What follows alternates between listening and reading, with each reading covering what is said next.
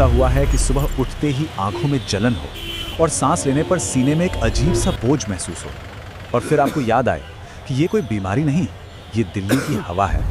ये कहानी है एक ऐसे शहर की जो शायद सांस लेना ही भूल गया है। चलिए इस पूरी कहानी को ना एक छोटी सी बच्ची की सुबह से समझते हैं। ये है 9 साल की अनन्या।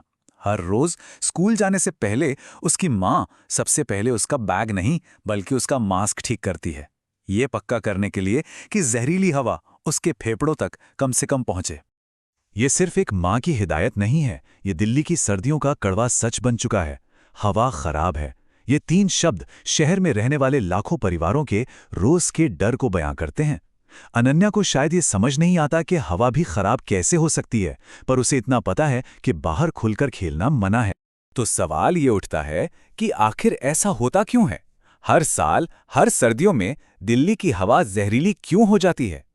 इसका जवाब सिर्फ शहर की गलियों में नहीं बल्कि पूरे उत्तर भारत के भूगोल और मौसम में छिपा हुआ है। अच्छा, तो चलिए इसे समझते हैं। देखिए, दिल्ली ना इस समस्या के लिए अकेली जिम्मेदार नहीं है।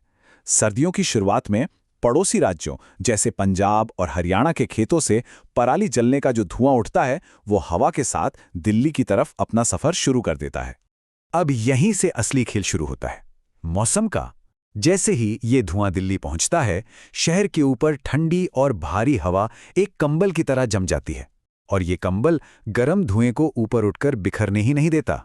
नतीजा, सारा का सारा प्रदूषण जमीन के पास ही कैद होकर रह जाता है। और यही सबसे जरूरी बात है। एक्सपर्ट्स इसे कहते हैं बाउल इफेक्ट। मतलब आप यूं समझिए कि दिल्ली की जमीन एक कटोरे की तरह है, और सर्दियों की शांत हवाएं इस कटोरे पर ढक्कन का काम करती हैं। तो होता क्या है, शहर के अंदर का और बाहर से आया हुआ हर तरह का प्रदूषण इसी गैस चेंबर में घूमता रहता है, और हम सब उसी में सांस लेने को मजबूर होते हैं। लेकिन अगर हम सारा का सारा दोष बाहर के धुएं और मौसम पर डाल देंगे ना, तो ये सिर्फ आधा सच होगा। असल में इस जहर को और ज्यादा जानलेवा बनाने में दिल्ली का अपना भी बहुत बड़ा हाथ है।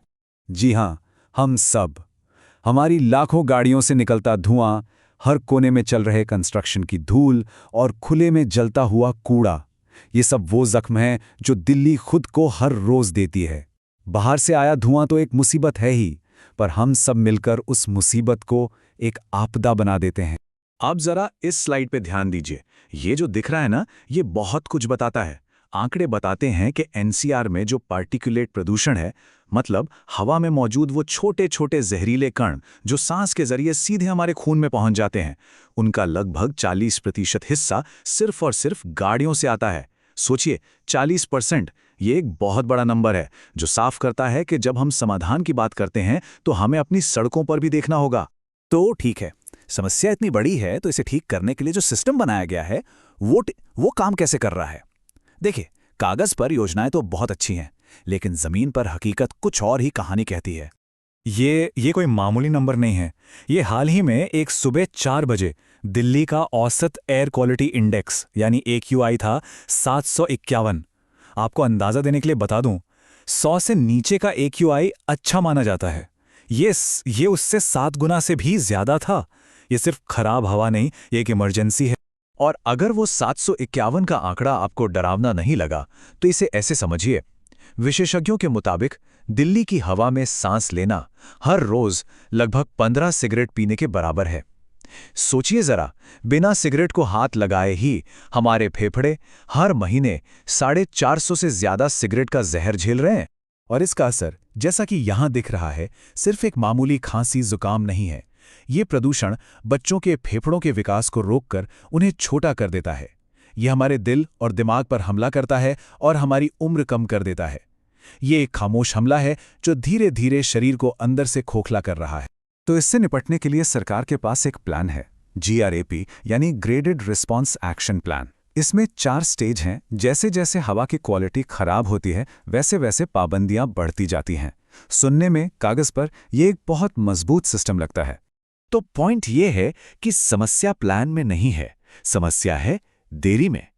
अक्सर जब तक स्टेज 3 या 4 की पाबंदियां लागू होती हैं, जैसे स्कूलों को बंद करना या कंस्ट्रक्शन रोकना, तब तक हवा पहले ही जहरीली हो चुकी होती है। वो जो कीमती समय होता है ना, वो हम खो चुके होते हैं। चाहे वो ऑड इवन हो, पानी का छिड़काव हो या कंस्ट्रक्शन पर रोक।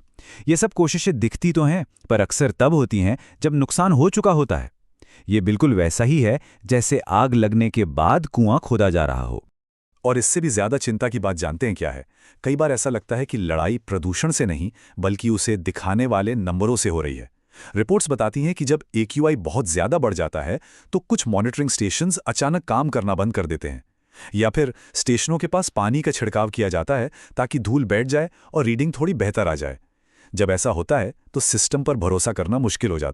तो अगर सिस्टम उम्मीद के मुताबिक काम नहीं कर रहा, तो क्या कोई रास्ता है भी? क्या दिल्ली कभी साफ हवा में सांस ले पाएगी? चलिए देखते हैं कि दुनिया के दूसरे शहरों ने क्या किया है और हम क्या कर सकते हैं। देखिए, सबसे जरूरी चीज होती है पॉलिटिकल विल, राजनीतिक इच्छा शक्ति। और इसका सबसे बड़ा उदाहरण है बीजिंग। एक दशक पहले बीजिंग के हालात दिल्ली से भी बदतर थे। आसमान देखना तक मुश्किल था। लेकिन चीन की सरकार ने इसे एक राष्ट्रीय संकट माना और इसके खिलाफ एक लंबी लड़ाई छेड़। उन्होंने कोई छोटे मोटे आधे अधूरे कदम नहीं उठाए। सबसे पहले तो कोयले से चलने वाले पावर प्लांट बंद किए और भारी उद्योगों को शहर से बाहर भेज दिया। उन्होंने लॉटरी सिस्टम से निजी गाड़ियों को लिमिट किया और पब्लिक ट्रांसपोर्ट में जबरदस्त निवेश किया। और सबसे अहम, उन्होंने आसपास के राज्यों के साथ मिलकर शेक्सिया सहयोग को सख्ती से लागू किया। ये मुश्किल था, पर उन्होंने कर दिखाया। लेकिन सुनिए, हर समाधान सिर्फ सरकार के पास नहीं होता। हम सब भी इस कहानी का हिस्सा हैं। पब्लिक ट्रांसपोर्ट का इस्तेमाल करना, कूड़ा ना जलाना, अपनी गाड़ियों का टाइम पर पोल्यूशन चेक करवाना, पेड़ लगाना, ये छोटी छोटी आदतें सिर्फ व्यक्तिगत प्रयास नहीं है। जब लाखों लोग ऐसा करते हैं तो ये मिलकर एक बहुत बड़ा बदलाव लाते हैं। ये तस्वीर अपने आप में सब कुछ कह देती है।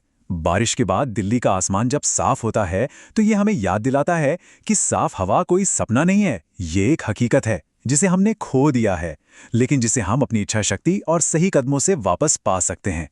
तो भविष्य हमारे आज के फैसलों पर ही टिका है।